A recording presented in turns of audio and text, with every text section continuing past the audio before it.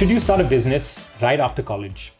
In this video, we're going to give you 4 reasons why you should, 4 reasons why you shouldn't, and what we'd recommend that you do if you're in this situation. My name is Govind. I started my very first business the day after I finished my final exam in university. And I'm Rohit. I started my first business 6 years after I finished my undergrad. And I'm excited to actually dive into this topic today with you guys. Welcome to the Weekend Entrepreneurs, a channel we're building to help create more entrepreneurs in India. Cool, so let's get into it. Govind, you started your business literally the day after you finished your final examinations. What do you think are some of the advantages of doing it right after college? I think one of the biggest advantages was that I got to do things that I just wasn't qualified for. My friends were off working in banks, working in startups. You're not going to be given anything super important. Within 2 months of graduating, I was doing sales, I was doing marketing, I was doing copywriting. I was put in a position where I had to figure out how to stand up a website. I had to work with customers who'd wired me $2,000 in cash, and I had to figure out how to justify this and not get in trouble with them. I got to do customer support. I got to figure out incorporation. I got to set up a corporate bank account. There's so many things you can learn in almost no time. And you get to do things that you're just simply not qualified to do. So I'd say that's probably the biggest reason. You just learn a lot more far quicker. And I guess one other advantage of doing something right after college is that your opportunity cost is a lot lower. If you're starting a business in your 40s, you're probably giving up on several tens of lakhs, hundreds of thousands of dollars, or maybe even $1 million plus, depending on where you are in the world.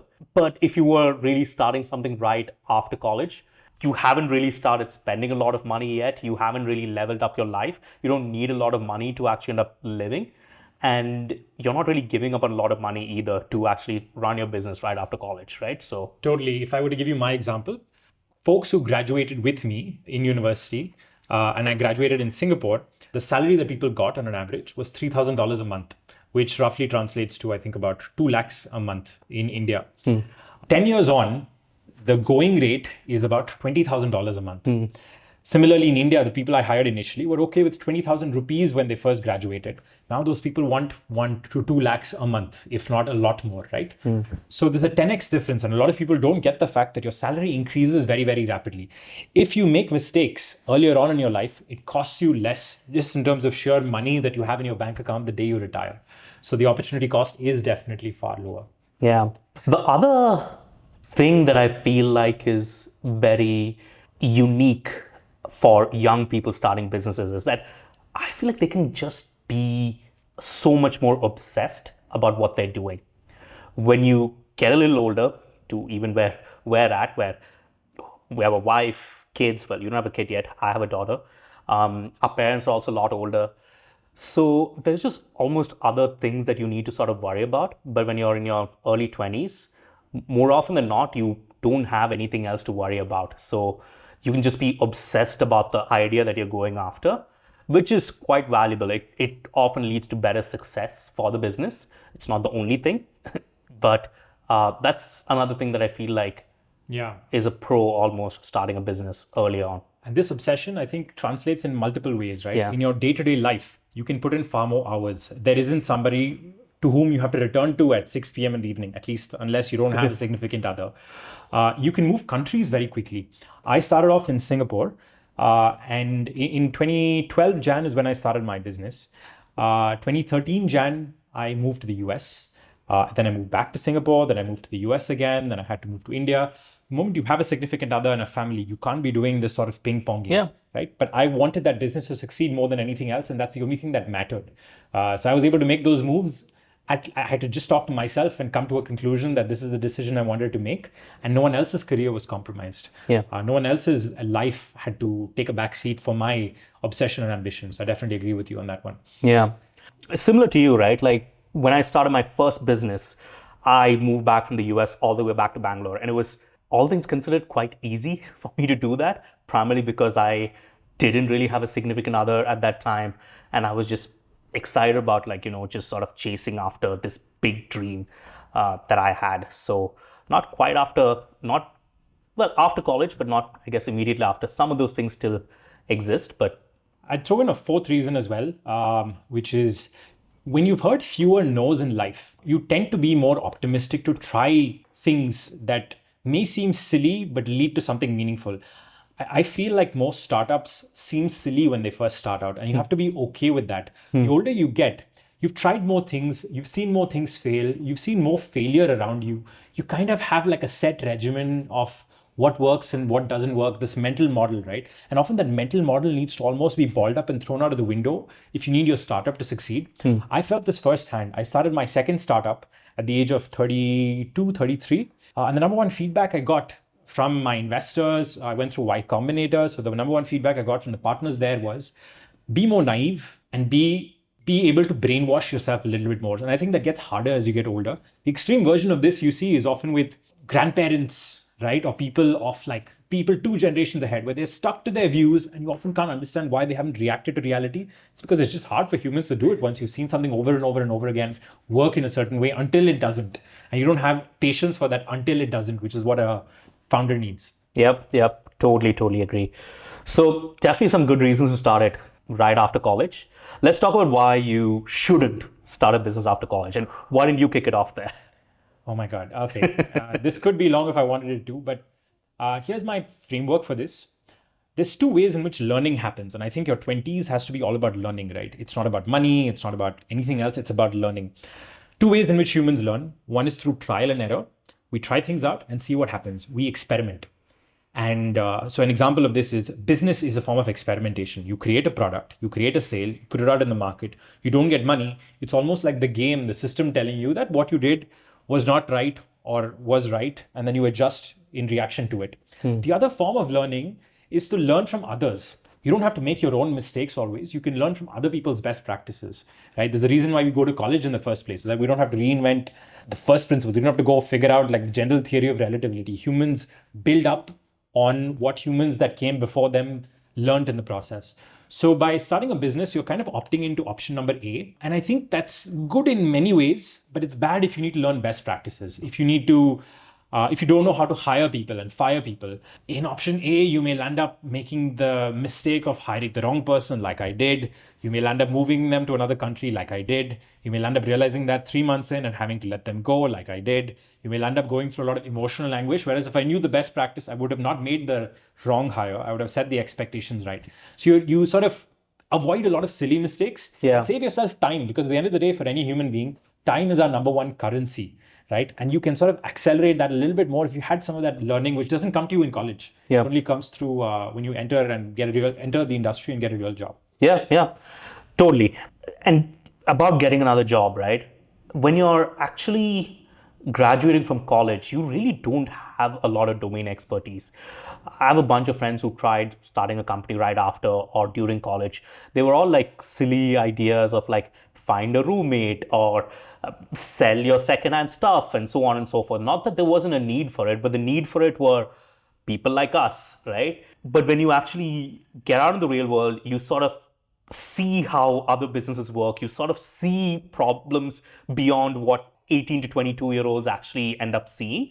Your mind almost opens up to, oh, okay, there are these other problems that I can sort of potentially solve as well. If you're working at a company, even as an engineer, based on the nature of the company, you can learn about sales, you can learn about customer success.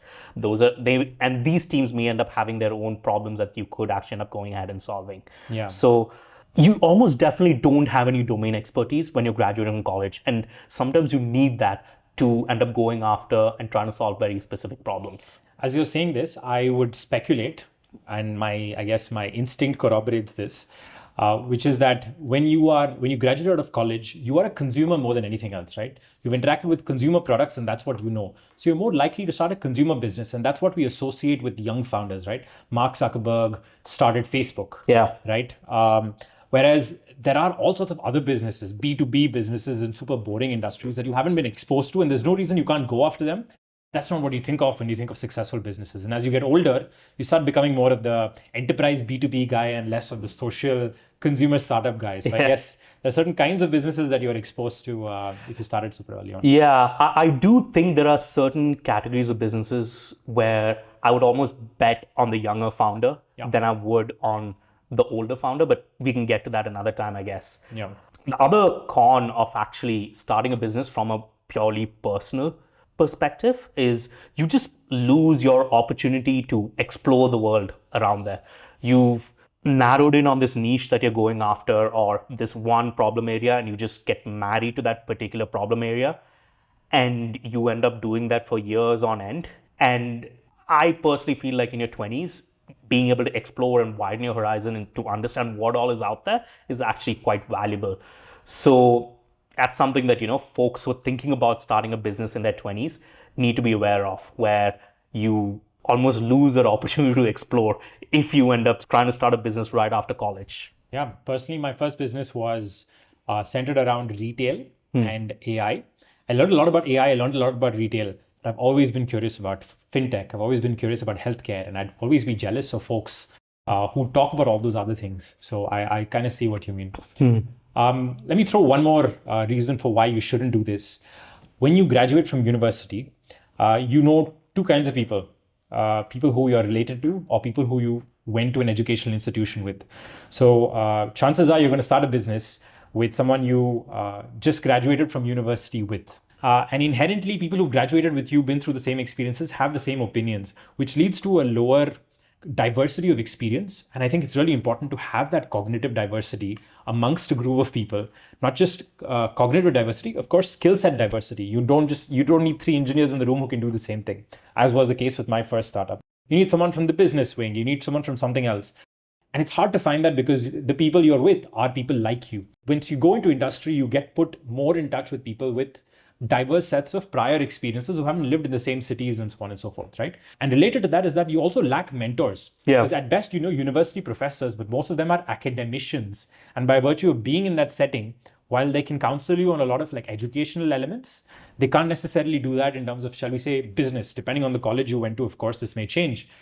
But your mentors aren't people who can advise you about the mistakes you've made, about things you've done wrong. And all of a sudden you turn on a YouTube video and you hear an influencer pitching ideas for drop shipping. And all of a sudden that becomes the thing that you internalize and believe is a big business. Whereas once you go into industry, you have other mentors who can ward you off all of these ideas. Yeah, totally. So yeah, we've spoken about a bunch of pros and cons over here. What would you recommend you're going, specifically since you're someone who has actually gone through this entire journey of starting a company right after college? No personal regrets, but if I had to go back and re-engineer it, I would probably have taken a couple of years to enter industry and get some experience. Specifically, I would have tried to go to a fast-growing startup, ideally, one that would give me the opportunity to do more than I otherwise could, by virtue of that company growing really fast and thereby requiring their employees to constantly adapt to new roles, just because there aren't enough people there, right? Now, I found myself in a situation where I graduated from Singapore, where even in retrospect, such businesses weren't available, such companies and opportunities weren't available. So perhaps starting a business was the right thing for me. But if anyone's listening and has that opportunity, I would highly recommend they work at a startup, especially one that's growing, optimize for one that gives you a lot of exposure, and completely set aside things like salary, right? I found a lot of my friends would pick the bank job because back then banks would pay them $5,000 a month and startups would pay them $3,000 a month, just because of that 2K, which in the long run, in my opinion, was very obviously an incorrect decision. So I wouldn't optimize for salary. I would optimize for learning, ideally pick a high-growing startup, fast-growing startup in a space that I like. Yeah, I agree with you here. I'm pretty much aligned over here. And that's kind of the journey that I took, where I ended up working at a fast-growing startup right after college. I had offers from a lot of larger companies, but I was pretty adamant about wanting to work at a startup. And I learned a ton. I made a lot of really, really close friends as well.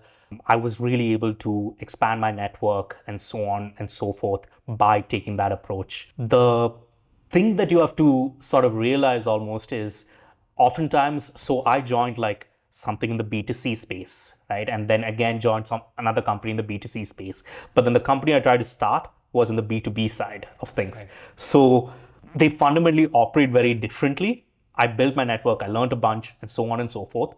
But there wasn't as much sort of compounding that did end up happening, even though I took the approach of, let me go ahead and work at a startup for a few years before I actually decided to start my own business. The thing that I wish I did a lot more of during that time was just meeting a ton of people, outside my regular job itself. Take those 2, 3, 4, 5 years, how many ever years that you need to just like learn about different industries, how different people are actually building businesses, figure out like other people you'd potentially want to start a business with. That almost becomes like a huge superpower. I felt like I did some of it, but I not nearly enough in hindsight. If I were to give you more credit, because this is one of the things I picked up from you when you moved to India. I remember you reached out to pretty much anybody who was everybody, like the founders of Flipkart, and said, "Would you grab a coffee with me?" I think that's something that's a very important point, because when you're young, people view you in two ways. Number one, most people look at you as hireable, right? So if you want to go talk to them, they're like, "Hey, cool, this might turn into like a legitimate hire." Second thing that happens is, as you get older, you want to tell people your story, and young people are the ones who are willing to listen to that story. So if you go reach out to people who you want to learn from, they will open up their doors and have a conversation with you. So I guess the other thing I would do is precisely what you said. Reach out, have those conversations, explore broadly, and then follow the folks who inspired you. Because at some point you will know in your heart of hearts who sounds intimidating, who sounds accomplished but boring, and who is genuinely exciting and could be a role model, right? And those are the voices you want to listen to. At the end of the day, I feel like no matter how analytical we are about these conversations, a lot of your career is about gut instinct. So I do think that you want to over-index on the latter and at some point leave aside the rationality element which we've gone through here. Yeah, totally. Work at a startup, a company that's on the up and up, ideally not too small, because then you're basically in the same position as starting your own business, unless it's with a second-time entrepreneur, someone who's already built multiple businesses before and so on and so forth and has experience. But really work at a company that's on the up and up, where you really get to do jobs that you're not yet qualified to do. Do that for some time, network like crazy, meet people outside your job as well, and hopefully like 2, 3, 4, 5, how many years later, you end up figuring out something that you really want to spend the next decade or so going after, and you're as prepared as you can be. So awesome. Cool. Hope you enjoyed that. If you like this video, like, share, and subscribe, and leave us comments on what other topics you'd like for us to talk about. And thanks for watching.